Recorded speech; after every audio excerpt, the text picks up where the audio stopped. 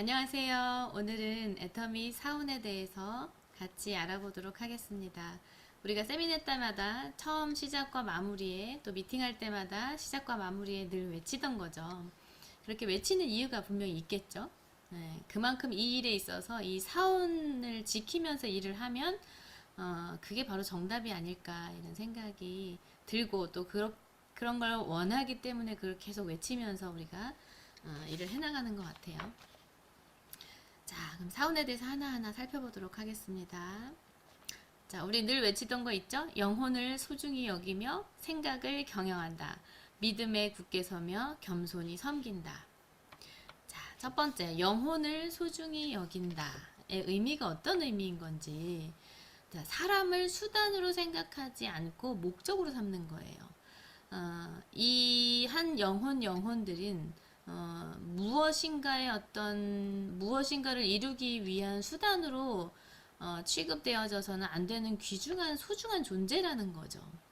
그래서 사람을 기업이 돈을 버는 수단으로 사용하지 않는 것. 우리가 애터미 사업을 할 때 내 파트너를 내가 돈을 벌기 위한, 내가 성공하기 위한 수단으로 생각하지 않는 것이 기본이라는 거죠. 기본 우리 정신. 자, 우리 사람을 수단으로 생각하지 않고 목적으로 삼는 것, 그 자체가 목적이라는 얘기죠.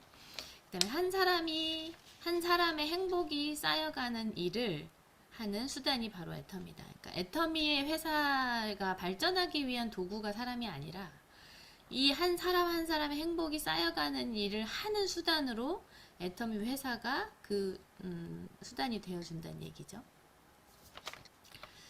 자, 영혼을 소중히 여기며 회장님께서 이렇게 표현하셨어요. 애터미는 영혼, 즉 사람을 위한 수단입니다. 애터미 회사는 애터미를 통해서 행복한 삶을 사는 사람들, 그것이 애터미가 존재하는 이유입니다. 라고 회장님께서 강의 중에 말씀하셨었죠. 이런 의미가 우리가 외치는 첫 번째, 영혼을 소중히 여긴다 라는 의미라는 거죠.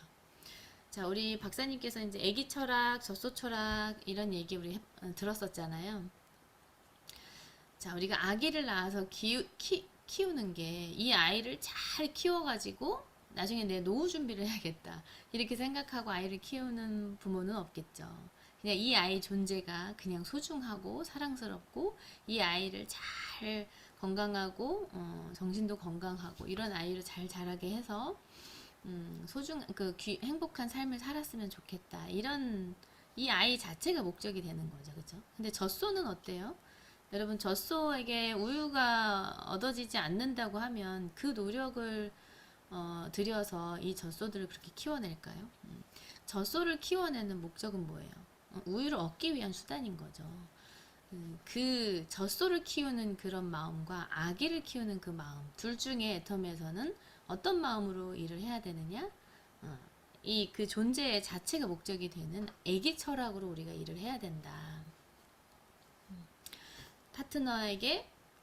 파트너가 나에게 어떤 도움을 주니까 우리가 돕는다. 아니면 내 성공하는 어떤 도구가 되어지고 내 성공을 위해서 반드시 필요하니까 이분을 도와준다. 이런 개념으로 일을 하면 안 된다라는 것이죠. 그래서 내 파트너의 꿈도 함께 이루어지면서 동시에 나도 같이 이루어가는 그런 관계에 있긴 하지만 내 마음속의 마음가짐은 우리가 함께 애터미를 알았으니까 우리 파트너분의 꿈도 함께 이루어 가려고 내가 가기 위해서 저도 돕고 그 파트너도 함께 노력하고 이렇게 협력해서 뭔가 만들어내야 한다는 것이죠.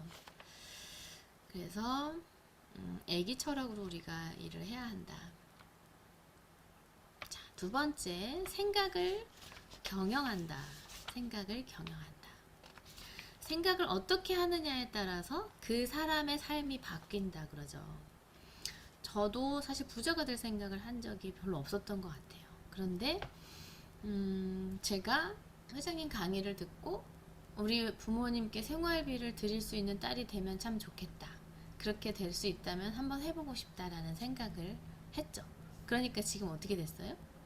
생활비를 드릴 수 있는 딸이 됐어요.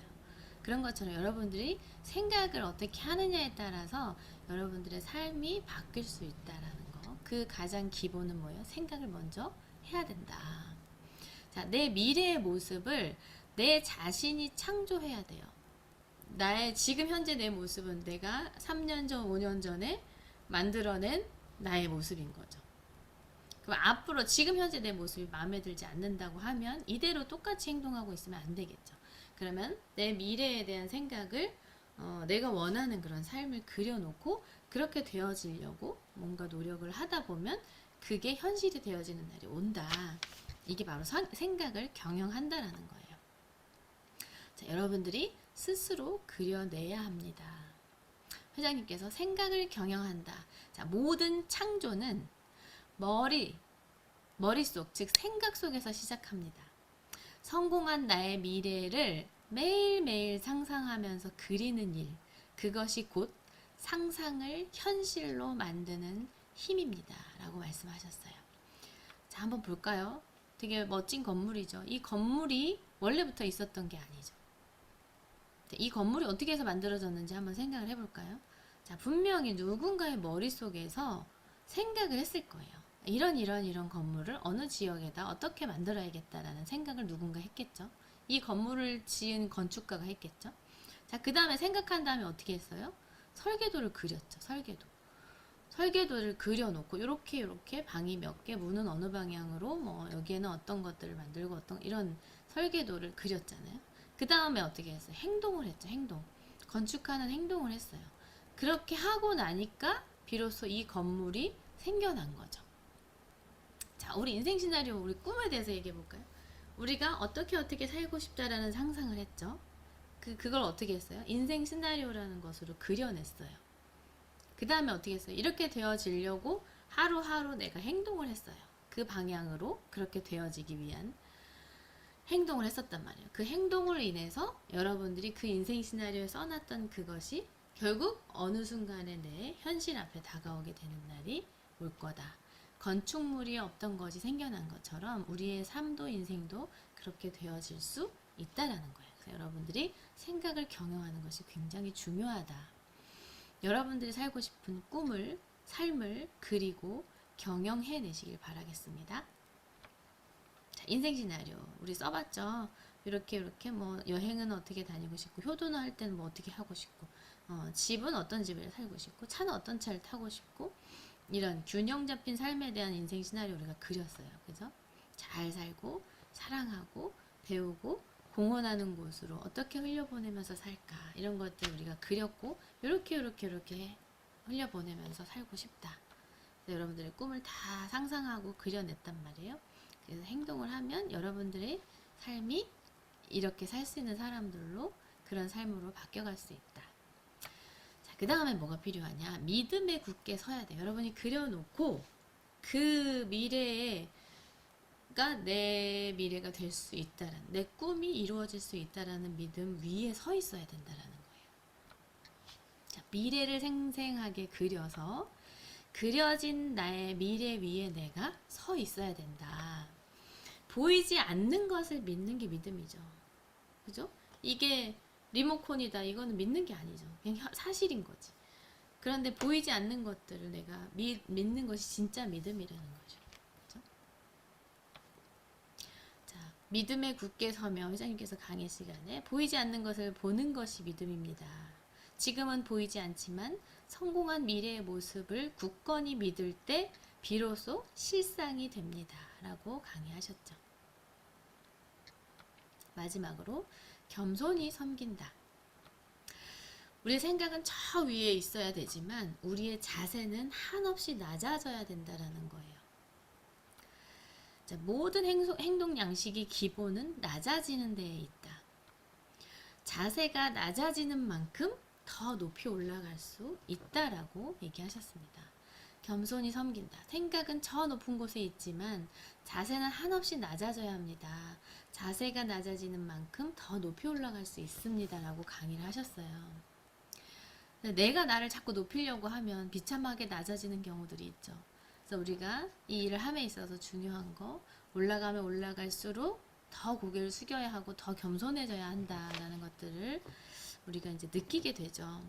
그래서 사실 내가 나를 높이려고 하면 비참해지지만 내가 다른 분들을 섬김으로 해서 그분들이 나를 높여줄 때 진정한 높임이 아닌가, 이런 생각이 들어요. 그래서 남이 인정해주는 그런 사람이 돼야 되지 않을까. 파트너분들에게 인정받는 그런 우리 스폰서들이 되려고 우리가 다 같이 노력을 해야 된다. 자, 이렇게 일을 이런 마음으로 한다고 하면 인격이 갖춰진 사람이겠죠. 여기에 열심히 노력해서 능력을 또 갖추게 되면 이 일이 사실 어색해서 그렇지 많이 힘든 일은 아니거든요. 안 해봤던 일이기 때문에 어렵게 느껴지는 거지, 자꾸 하다 보면 그게 또 경험이 쌓여서 잘하는 사람으로 되어져요. 그럼 이런 인격을 갖추고 능력을 갖추게 되면 이런 인격과 능력을 갖춘 사람을 뭐라고 표현해요? 매력적인 사람이라고 하죠. 사람들은 매력적인 사람에 이렇게 끌리게 돼 있거든요. 그게 바로 흡인력이에요. 우리는 이 흡인력을 갖고 있어야만 성장이 잘 되어질 거라고 생각하고 또 많은 리더분들을 흡수할 수 있는 그런 리더가 될 수 있겠죠. 자, 이렇게 수없이 많은, 이제 우리 글로벌 원마케팅이다 보니까 전 세계의 많은 사람들이 내 조직으로, 내 산하로 들어올 수 있어요. 이런 분들이 많이 모여 있으면 좋겠죠. 자, 이런 부분에 있어서 갈등이 생기게 돼요. 사람들이 다 각양각색의 사람들이 모이게 되면. 그랬을 때 이제 인격이 필요로 하고, 인문학도 필요하고, 섬기는 마음, 사랑하는 마음, 배려하는 마음들이 필요하겠죠. 자, 이 많은 사람들이 일단 오게 해야 돼요. 흡인력을 갖고 사람들이 모이게 해야 되고, 이분들이 있으면서 난 이 팀에 있는 게 너무 좋다, 그래서 머무르게 해야 되고, 또 여러 가지 사정으로 인해서 떠났던 사람들이 있을 수 있잖아요. 그분들이 내가 다시 애터미를 한다고 하면 나는 이 팀으로 다시 들어가고 싶다 라는 분위기의 어떤 팀을 만들 수만 있다면, 결국 그럴 때 필요한 것이 우리 사훈이죠. 영혼을 소중히 여기고 생각을 경영하고 믿음에 굳게 서서 겸손히 섬기는 그런 분들이 많다고 하면 바로 이런 조직이 되지 않을까 싶어요.